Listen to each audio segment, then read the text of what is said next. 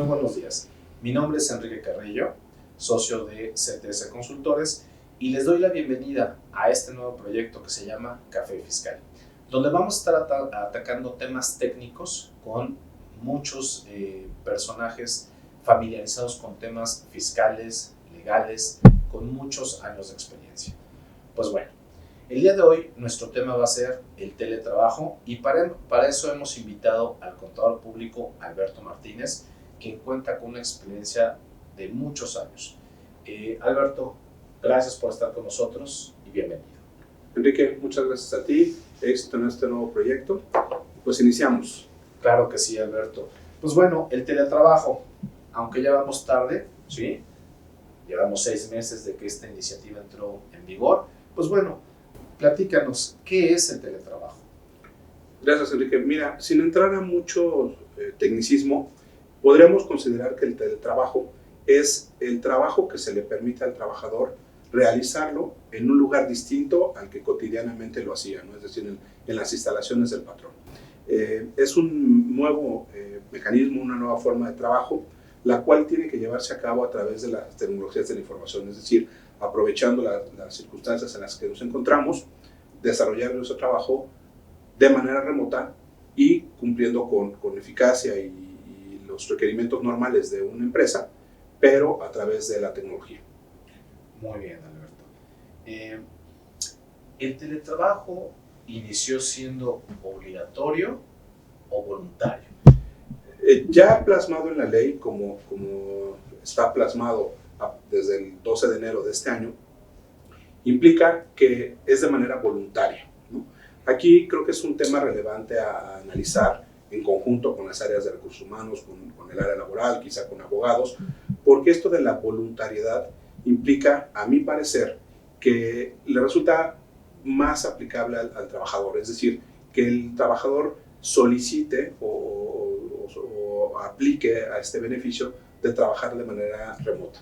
¿Por qué lo digo en ese sentido? Aunque la ley lo establece para ambas partes, aquí se tendría que analizar cuál sería la razonabilidad de que una empresa solicitara a sus trabajadores el que lo hicieran de manera remota, ¿no?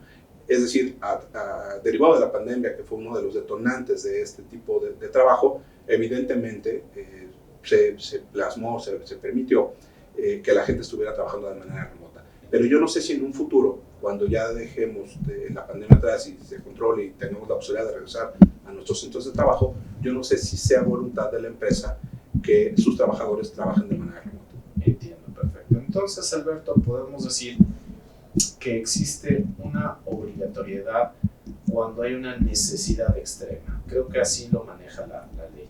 Y voluntario cuando no hay esta necesidad, ¿verdad? De acuerdo. Me queda claro, Alberto. Muy bien. Alberto, otra pregunta. ¿En qué casos se detona la posibilidad de empezar el teletrabajo? Más que detonarse es, en este caso, por ejemplo, la pandemia fue un detonante, pero yo creo que es importante analizar la conveniencia también económica de las empresas de poder acceder a esto. Y para eso se necesitan ciertos requisitos. Para ya considerar que un trabajo se considera, en este caso teletrabajo, tendrá que ser más del 40% de las actividades a realizar fuera del centro de trabajo. Perfecto. Esta parte creo que es muy importante analizarla porque dependerá de las actividades que realicen los trabajadores o de las circunstancias bajo las cuales tengan que entrar el trabajo que se presente este 40%. ¿Qué quiero decir con esto? Un ejemplo, 40% de una semana a lo mejor implicaría que 2 días fuera a laborar al centro de trabajo y 3 fuera.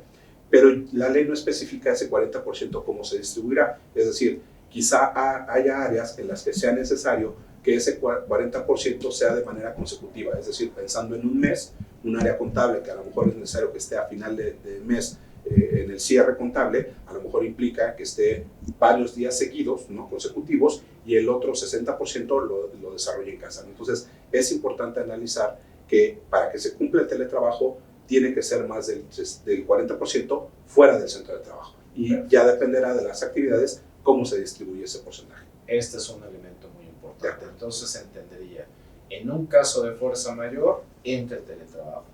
En un caso voluntario, habría que tener ese 40% como parámetro para empezar a negociarlo con el personal. De acuerdo. Muy bien, perfecto. Alberto, Hablando de temas de derechos y obligaciones, ¿qué obligaciones consideras, si gustas, darnos 3 obligaciones más importantes para el trabajador y 3 para el patrón? Así es. Como cualquier relación de trabajo o como cualquier aspecto a considerar dentro de las obligaciones, una de las principales obligaciones para el patrón es proporcionarle las herramientas o los medios necesarios para que efectivamente se pueda desarrollar el teletrabajo. ¿Qué es esto?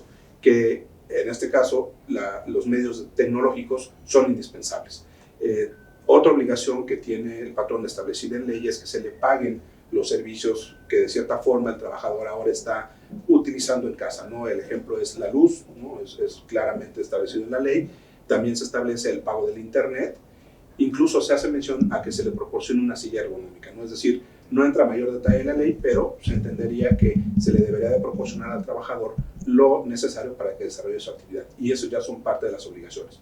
Y una muy importante que más que estar establecida en ley, debemos considerar que en cualquier relación laboral debe existir, y es el contrato. Es decir, derivado del teletrabajo y de que si se opta, en este caso por parte del trabajador o de la empresa, tiene que haber ese acuerdo establecido, ¿no? De manera escrita. Es decir, en una relación laboral debe existir ya la obligación del contrato. En este caso se tendrá que especificar quiénes acceden o quiénes solicitan de manera voluntaria tomar este mecanismo de trabajo, ¿no? A distancia. Muy bien. Eso es por parte del patrón.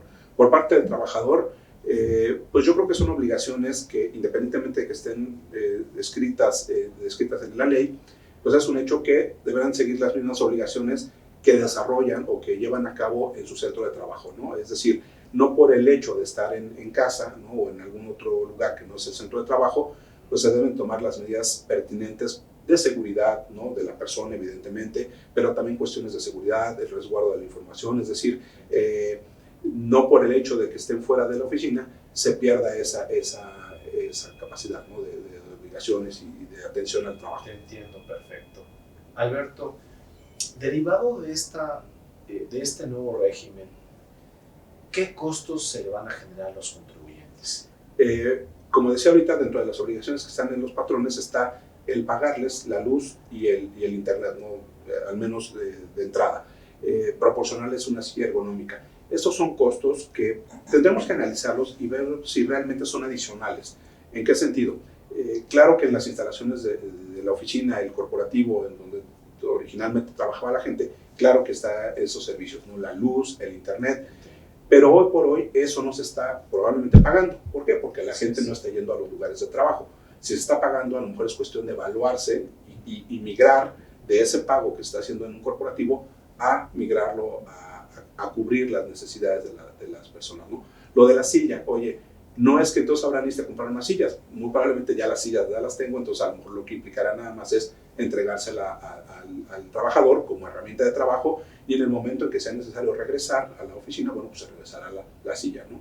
Entonces, a menos de que se opte por decir, oye, voy a tener oficinas y aparte a gente en su casa, bueno, pues sí se tendrá que, no se va a poder llevar la silla de uno a otro, pero son esas cosas que hay que analizar, ¿no? Pero económicamente sí quizá hay algunos gastos o costos que se tengan que reubicar, ¿no? Más que adicionar, reubicar, evaluar si se minimizan las oficinas, se hacen más pequeñas, o pagarse por otro lado, ¿no? Perfecto, Alberto.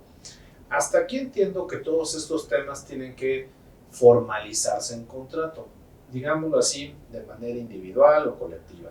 Estamos hablando de plasmar todo en contratos. Ahora, todo esto tiene un corte legal, laboral. Déjame brincar un poquito para hacerte una última pregunta. ¿Cuáles serían los efectos principales en materia fiscal y de seguridad social? Tienes toda la razón en considerar que este nuevo mecanismo de trabajo deriva de un aspecto laboral, es decir, está regulado por la Ley Federal del Trabajo. Y es importante también destacar que la Ley Federal del Trabajo no contempla, o al menos no hace referencia a los aspectos de seguridad social y fiscal. Entonces, aquí es donde creo que se vuelve relevante analizar la situación de cada empresa, de cada trabajador, de las circunstancias, de los sindicatos, aspectos evidentemente derivados de una relación laboral. Y contestando tu pregunta, claro que es un hecho que tenemos que ver aspectos de seguridad social. Como comentaba, el hecho de que el trabajador no esté dentro del centro de trabajo, en donde a lo mejor hay medidas de seguridad, se han establecido procedimientos precisamente para controlar el tema de la prima de riesgo, o simplemente por el hecho de ser propicio para que no haya accidentes o riesgos de trabajo.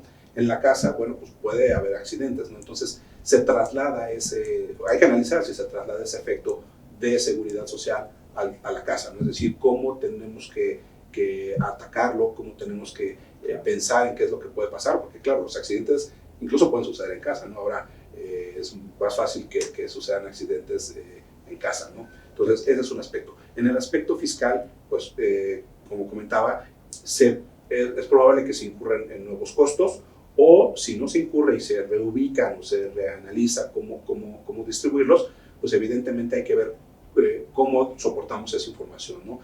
Un aspecto importante que no debemos de perder de vista es que para que un gasto sea deducible para una empresa, tiene que estar a nombre de el que hace el desembolso. Claro. En este caso, si entramos a temas de que el patrón le pagará al trabajador parte proporcional de la luz y del internet, es un hecho que esos gastos no están a nombre de la empresa, ¿no? Entonces hay que tratar de empatar esto que nos dice la ley laboral, claro, con el tema fiscal, ¿no? Para, pues evidentemente, que esto no se vuelva una carga adicional para el contribuyente, ¿no? La finalidad,